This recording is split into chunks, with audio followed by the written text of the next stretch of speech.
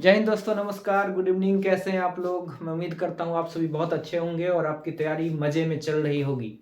Bihar civil court mains की classes आप अच्छे से कर रहे होंगे, सेल्फ स्टडी भी कर रहे होंगे। बाकी हमारे यूट्यूब चैनल के माध्यम से भी कुछ ना कुछ आप लोगों को वीडियो आए दिन आपको दिए जा रहे हैं, जिसके माध्यम से आप अपनी तैयारी को और भी बेहतर नए साल में नए उमंग नए जोश के साथ कर रहे होंगे। इसी कड़ी में हम अपने सेशन को क्लास को आगे बढ़ाते हुए आज आपके लिए फिर से हम ज्योग्राफी का एक बहुत ही महत्वपूर्ण टॉपिक को लेकर के उपस्थित हुए हैं, जो कि है भारत का सामान्य परिचय। इसके पहले कुछ क्लासेस हो चुकी है, आप प्लेलिस्ट में जाकर के चेकआउट कर सकते हैं। नहीं तो मैं वीडियो के डिस्क्रिप्शन में भी लिंक अपलोड करा दूंगा, जो हमारा प्लेलिस्ट है, ताकि आप एक साथ सारे वीडियो को देख पाएंगे। और काफ़ी अच्छा रिस्पांस दिया आप लोगों ने, बहुत प्यारे प्यारे कमेंट्स दिए, बहुत अच्छे अच्छे सुझाव भी दिया और मैं उस पर काम कर रहा हूँ। बहुत ही जल्द सारी चीज़ें आपको मिलने वाली है। इसके अलावा अभी आपको डेली बेसिस पे क्लासेस मिलती रहेंगी। आप लोग बस डिमांड कीजिए कौन सा सब्जेक्ट का क्लास लाना है, मैं लेकर के आऊँगा। हालांकि अपने हिसाब से जो PYQ है मैं करवा रहा हूँ एक एक टॉपिक का, जो आपके लिए महत्वपूर्ण है। कंप्यूटर हुआ, ज्योग्राफी हुआ, हिंदी हुआ, इसके अलावा आपकी polity, history, economics, Bihar special जो भी क्लासेस है और इसमें ऐड होते चले जाएंगी। या और भी कोई परीक्षा जैसे BPSC TRE 4 आने वाला है, बिहार पुलिस है, बिहार दरोगा है, तो इन सारी चीज़ों को हम बहुत ही अच्छे तरीके से और एकदम जो होता है ना, एक एग्जाम ओरिएंटेड अप्रोच के साथ। ऐसा नहीं है कि यूट्यूब पे हम फ्री में आ रहे हैं कुछ भी पढ़ा रहे हैं। जो एग्जाम में आप देखिएगा अगर मेरे क्लासेस को, तो मैं अपनी बड़ाई नहीं कर रहा हूँ, आप एक बार मैच कर लीजिएगा PYQ को लेकर के बैठ करके। तो एग्जाम ओरिएंटेड जो आपका होनी चाहिए अप्रोच, उस तरह से मैं आपको कंटेंट देने का प्रयास कर रहा हूँ और आगे भी हमारा सेम प्रयास आप लोगों के लिए जारी रहेगा। तो चलिए बिना देर किए हुए हम अपने सेशन को शुरू करते हैं और हम बढ़ते हैं भारत के सामान्य परिचय की ओर। इस वीडियो का 3 पार्ट आएगा। आज ये पहला पार्ट है जिसमें जो बेसिक चीजें हैं हम उनको जानने का प्रयास करेंगे। इसका नामकरण कैसे हुआ, इसकी भौगोलिक स्थिति आखिर उत्तरी पूर्वी गोलार्ध में है तो वो कैसे है, क्षेत्रफल क्या है, जनसंख्या क्या है, ये सभी चीजें आज हम लोग पढ़ेंगे। इसके अलावा जो अगले क्लास में हम लोग पढ़ेंगे वो भारत का भौगोलिक स्वरूप के बारे में हम लोग पढ़ेंगे, भौगोलिक अवस्थिति के बारे में हम लोग पढ़ेंगे। तो चलिए सबसे पहले हम जान लेते हैं इसका नामकरण को लेकर के। तो आपको पता है कि राजा भरत के नाम पर इसका नाम जो है भारत पड़ा, और इसके कारण ही आर्टिकल 1 में आपने लिखा हुआ है इंडिया। भारत अर्थात इंडिया राज्यों का एक संघ है। भारत अर्थात इंडिया आर्टिकल 1 में भी पॉलिटी में आप लोग पढ़े हुए हैं, नहीं तो हम भी क्लासेस शुरू करेंगे तो वहां पे बता देंगे। तो राजा भरत के नाम पर ही इसका नाम क्या पड़ा, भारत पड़ा। इसके अलावा भारत के कुछ प्राचीन नाम हैं, पहले के नाम हैं, उनको भी मैं बता दूं। आर्यावर्त भारत का प्राचीन नाम है, जम्बूद्वीप भी इसे कहा जाता है। हिंदुस्तान, ईरानियों ने इनका नाम रखा था क्या, हिंदुस्तान, जबकि यूनानियों के द्वारा इसका नाम क्या रखा गया था, इंडिया रखा गया था। ठीक है, तो ये सभी नाम आपको, हालांकि अब एग्जाम में नहीं पूछा जाता है, लेकिन जानकारी आपको ये चीज भी होना चाहिए कि इसका नामकरण प्राचीन नाम भारत का क्या क्या है। तो आर्यावर्त, जम्बूद्वीप, हिंदुस्तान और इंडिया। इसके अलावा इसकी स्थिति की अगर हम बात करें तो यह जो है कहां पे स्थित है, हिंद महासागर में स्थित है। हिंद महासागर में स्थित है और एशिया महाद्वीप में आता है। आप लोग कमेंट कीजिएगा कि विश्व में कुल कितने महादेश हैं या महाद्वीप है, दोनों एक ही है, कॉन्टिनेंट इंग्लिश में कहते हैं उसको। विश्व में कुल कितने महादेश है और भारत जो है किस महादेश में आता है, तो भारत एशिया महादेश में आता है। ठीक है, अब चलिए हम आगे बढ़ते हैं। भारत एशिया महादेश में आता है और मैंने बताया कि भारत की स्थिति कहां है, तो हिंद महासागर में है भैया। और यह एक ऐसा इकलौता देश है विश्व का जिस देश के नाम पे किसी भी समुद्र का या महासागर का नाम पड़ा है। हिंद महासागर, हिंदुस्तान के नाम पर ही इसका नाम हिंद महासागर रखा गया है। और हिंद महासागर से भारत को काफ़ी ज़्यादा फायदा भी है, हमारी आर्थिक गतिविधि बहुत सारा हिंद महासागर के कारण होती है, चलती है। तो ये सब बातें थी हिंद महासागर से रिलेटेड। भारत में मैं बता दूं वर्तमान समय में 28 राज्य और 8 केंद्र शासित प्रदेश हैं। ये आप सभी लोग भली भांति जान रहे होंगे, नहीं जान रहे होंगे तो ये वीडियो देख करके जान जाइए कि भारत में 28 राज्य है और 8 केंद्र शासित प्रदेश है। अपडेट हो जाइए ये चीज़ों से। ठीक है, अब आगे तरफ हम बढ़ते हैं, तो ये नामांकन वगैरह देख लिया, कैसी क्या स्थिति है। अब हम चलते हैं कुछ इंपॉर्टेंट फैक्ट पे जो आपके एग्जाम में जरूर ही पूछ लिए जाने के पूरे संभावना है, या बहुत सारे एग्जाम के ये प्रश्न बन चुके हैं। भारत के कुल क्षेत्रफल की अगर बात करें तो 32.8 लाख वर्ग किलोमीटर, या हम कहे 32,87,263 वर्ग किलोमीटर भारत का क्षेत्रफल है। कितना है? 32,87,263 वर्ग किलोमीटर भारत का क्षेत्रफल है, जो कि विश्व के कुल क्षेत्रफल का कितना है दोस्तों? 2.4% है। पूरे विश्व का अगर क्षेत्रफल 100% है तो भारत में उस भारत का जो है कुल क्षेत्रफल 32,87,263 किलोमीटर, वो उसका 2.4% मात्र है। और इस पे मैं बता दूं, विश्व की 17.5% जनसंख्या निवास करती है। समझ लीजिए भैया, 2011 के जनगणना के हिसाब से हम दूसरे नंबर पे थे जनसंख्या में, लेकिन अब हम दूसरे नंबर पे नहीं हैं, हम इस पे टॉप कर गए हैं, 1 नंबर पे हम चले आए हैं। हालांकि जनसंख्या 21 में होनी थी, जनगणना 21 में होनी थी, जनगणना 21 में हुई नहीं है। जब भी होगा ये डाटा आपको मिल जाएगा। बहुत सारे रिपोर्ट में ये चीज आ गया है कि हमने जनसंख्या के मामले में क्या किया, चीन को भी पीछे छोड़ दिया है। तो अब आप समझिए कि विश्व के 2.4% भूभाग पे जो लोग रह रहे हैं वो 17.5% लोग रह रहे हैं। विश्व का जो देश अगर देखें क्षेत्रफल की दृष्टि से, तो हमारा भारत का स्थान जो विश्व में है वो कौन सा है? तो 7वां बड़ा है, और जनसंख्या में दूसरा। ये 2011 के हिसाब से था, अब ये चीजें अपडेट होके पहला हो जाएगी। तो इससे पहले हम देख लेते हैं कि कौन सा 6 देश है जो क्षेत्रफल में हमसे बड़े हैं। कभी एग्जाम में आपके क्रम से ये प्रश्न पूछ लिए गए हैं। रूस, कनाडा, चीन, यूएसए, ब्राजील और ऑस्ट्रेलिया। इसके बाद अपना आता है प्यारा सा देश भारत 7वें नंबर पे। ये 6 देश हैं जो कि आपको याद रखने चाहिए।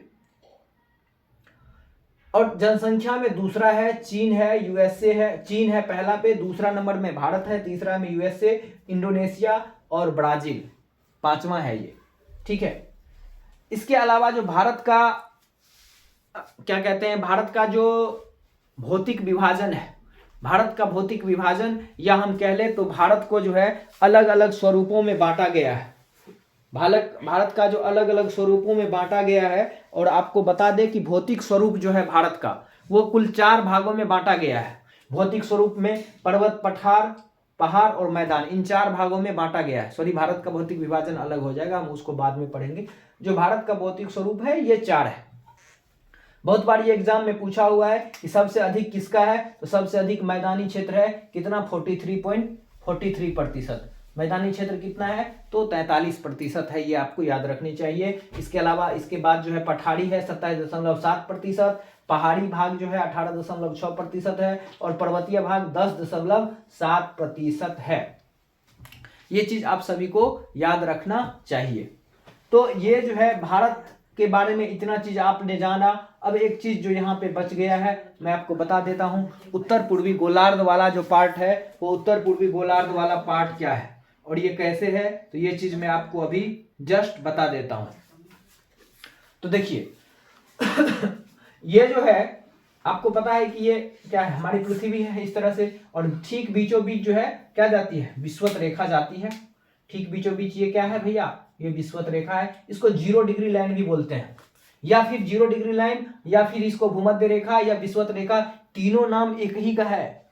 कंफ्यूज जाइएगा नहीं आप लोग, तीनों नाम इसी का है। 0 डिग्री लाइन इसी को बोलते हैं, और ये भारत के ठीक बीचों बीच जाती है। आपको पता होगा, नहीं पता है तो जान लीजिए। 23.5 डिग्री, 23.5 डिग्री उत्तरी अक्षांश में, और यहां भी जाती है 23.5 डिग्री दक्षिणी अक्षांश में भी जाती है भैया 23.5 डिग्री। तो ये जो है भारत की स्थिति, ये उत्तरी पूर्वी गोलार्ध कैसे है, अब मैं लास्ट में इसको आपको बता देता हूं, तो आप जान लीजिए। पहले तो ये हमारी पृथ्वी है, और पृथ्वी पे कुल जो है अक्षांश रेखाओं की संख्या है वो 81 है। बीच में 0 डिग्री लाइन है, ऊपर से 1 degree, 2 degree, 3 degree, 4 degree, 5 degree ऐसे करके ये आ गया यहाँ पे 23.5 डिग्री लाइन, जो कि कर्क रेखा है, जो कि भारत के ठीक बीचों बीच से गुजरती है। भारत के 8 राज्यों से गुजरती है। 8 राज्य कौन कौन है, आपको कमेंट बॉक्स में नाम टाइप करने हैं।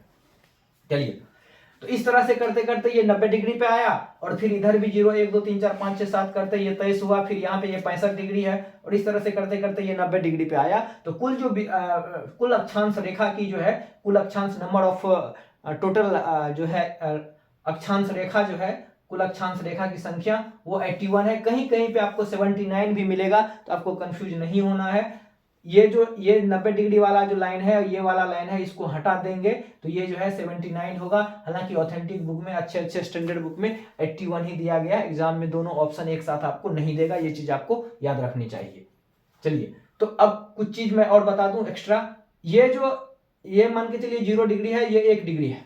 तो प्रत्येक जो लाइन है आपका, ये इस दोनों लाइन के बीच की दूरी जो है ये 112 किलोमीटर की है।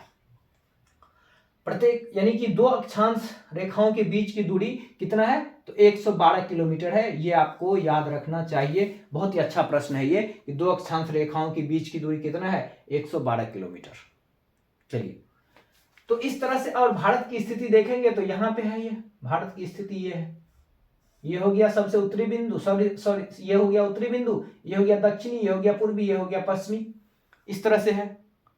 और एक चीज आप लोग जान लीजिए पहले, अगर नहीं पता है तो मैं बता देता हूं। इस तरह से हम जो है अगर मैपिंग करते हैं तो मैप में क्या होता है, आपको नहीं आता है तो आप जान लीजिए, याद रखिएगा, ऊ से उत्तर और ऊ से ऊपर। तो ऊपर वाला पार्ट को उत्तर कहेंगे, नीचे वाला पार्ट को दक्षिण कहेंगे। और इधर राइट साइड में हम जाएंगे तो ये हमारा पूरब होगा और ये हमारा पश्चिम होगा। ये बिल्कुल आपको दिमाग में बैठा लेना है, सीधा ऊ से उत्तर, ऊ से ऊपर, नीचा दक्षिण, इधर पूरब, इधर पश्चिम। ये चीज क्लियर हो गया होगा, आपको समझ गए होंगे। चलिए अब यहां पे आते हैं। तो हमारी पृथ्वी जो है, ये ग्लोब जो है दो भागों में बटा हुआ है, उत्तरी गोलार्ध, दक्षिणी गोलार्ध। यानी कि 0 डिग्री से ऊपर वाले लाइन को हम जो है 0 डिग्री से ऊपर इन सभी भूभाग को, ये सभी भूभाग 0 डिग्री से ऊपर ये सभी भूभाग को हम क्या कहते हैं कि ये उत्तरी गोलार्ध की स्थिति है। और 0 डिग्री से नीचे वाला जो ये लाइन है, 0 डिग्री से जो नीचे वाला ये पूरा का पूरा क्षेत्र है, ये हम कहते हैं ये दक्षिणी गोलार्ध की स्थिति है। ठीक है, अब चलिए, तो अब तो ये तो एक तो क्लियर हो गया कि भारत की स्थिति 0 डिग्री से ऊपर है, यानी कि भारत उत्तरी गोलार्ध में स्थित है। यहां तक शायद आप लोगों को कोई दिक्कत नहीं होगा। चलिए, अब उत्तरी गोलार्ध में स्थित है। अब देखिए, इधर वाला पार्ट जो है ये पूरब है, इधर वाला पार्ट पश्चिम है। ठीक है, तो भारत की स्थिति देखिए इधर नहीं है, पूरब के साइड है। किधर की तरफ, पूरब के तरफ। तो अब इससे यह क्लियर हो गया कि भारत की स्थिति जो है उत्तरी पूर्वी गोलार्ध में है। भारत की स्थिति कहां है, उत्तरी पूर्वी गोलार्ध में है। अब आपको ये याद रखना है, उत्तरी पूर्वी, उत्तरी पूर्वी। तो अब आई थिंक ये चीज आप नहीं भूलेंगे कि भारत की स्थिति कहां है, तो उत्तरी पूर्वी गोलार्ध में इसकी स्थिति बनती है। अगले क्लास में जो है हम पढ़ेंगे इन चारों का जो सबसे अंतिम बिंदु है, उत्तर में, सबसे दक्षिण में, पूर्व में, पश्चिम में, इनका क्या नाम है, इसके कितने जो है डिग्री पे इनका जो है स्थिति है, और पूरा अलग से जो डिटेल्स है। इसके अलावा दूसरा पार्ट में हम पढ़ेंगे भारत के भौगोलिक स्थिति के बारे में, या और भी कुछ पार्ट होगा उसके अलावा हम लोग पढ़ लेंगे। तो आज का ये सेशन कैसा लगा आप लोग कमेंट जरूर कीजिएगा, हमें आपके कमेंट का इंतजार रहेगा। और इसके अलावा जाते जाते मैं कुछ प्रश्न पूछ लूँ आप लोगों से। भारत में कुल 28 राज्य है, मैंने बताया। आपको कमेंट करना है कि क्षेत्रफल की दृष्टि से सबसे बड़ा राज्य कौन है, पहला क्वेश्चन। दूसरा क्वेश्चन आपको कमेंट करना है कि क्षेत्रफल की दृष्टि से सबसे छोटा राज्य कौन सा है, दूसरा प्रश्न। तीसरा प्रश्न आपको कमेंट करना है कि सबसे अधिक जनसंख्या वाला केंद्र शासित प्रदेश कौन सा है। आपको कमेंट करना है सबसे अधिक जनसंख्या वाला केंद्र शासित प्रदेश कौन सा है। ये 3 प्रश्न हो गए।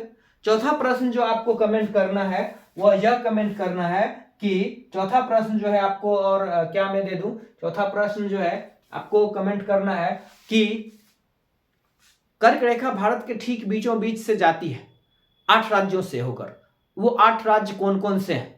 चौथा प्रश्न आपको ये कमेंट करना है। पांचवा और आखिरी प्रश्न आपको कमेंट करना है कि भारत की राजधानी दिल्ली से पहले कहां थी। भारत की राजधानी दिल्ली से पहले कहां थी और वापस जो है भारत की राजधानी दिल्ली कब बनी। तो ये 5 प्रश्न है जिसके आंसर आप कमेंट बॉक्स में कमेंट करेंगे। इसके अलावा आप हमें कोई सजेशन फीडबैक देना चाहते हैं वो भी कमेंट कर दीजिए, या आप चाहते हैं कि मुझे पर्सनली मैसेज करें तो आप इसके लिए हमारे इंस्टाग्राम पे जा सकते हैं, डिस्क्रिप्शन में सारा सोशल मीडिया का लिंक मिल जाएगा, वहाँ पे जा करके आप हमें डायरेक्ट भेज सकते हैं। कोई भी डाउट हो, कोई क्वेरी हो, कोई चीज़ हो, आप बिल्कुल हमें बेझिझक बिना संकोच किए हुए हमें पूछ सकते हैं। इसके अलावा अगर आप खुद को अपडेट रखना चाहते हैं हमारे चैनलों के माध्यम से, हमारे विभिन्न सोशल मीडिया हैंडल है, खास करके फेसबुक और टेलीग्राम, व्हाट्सएप चैनल, तो सबका लिंक आपको डिस्क्रिप्शन में मिल जाएगा सीक्वेंस में। आप जरूर ज्वाइन कर लीजिए और आप ज्वाइन करते ही आप देखेंगे कि हमेशा कुछ ना कुछ इन्फॉर्मेशन उसमें पोस्ट कर दी जाती है, क्योंकि सभी का वीडियो बना पाना मुश्किल है थोड़ा सा मेरे लिए। तो वो चीज़ आप बिल्कुल जरूर ज्वाइन कर लीजिए, बहुत ही ज़्यादा बेनिफिशियल आपके लिए होने वाला है। बाकी आपका क्या कुछ कमेंट है, क्या कुछ डिमांड है, यह भी हमें बताइएगा। तो आज के लिए इतना ही, मिलेंगे फिर नेक्स्ट वीडियो में नेक्स्ट किसी नए इन्फॉर्मेशन के साथ। तब तक के लिए अपना ख्याल रखिए और मस्त होकर पढ़ाई करते रहिए। जय हिंद, जय भारत।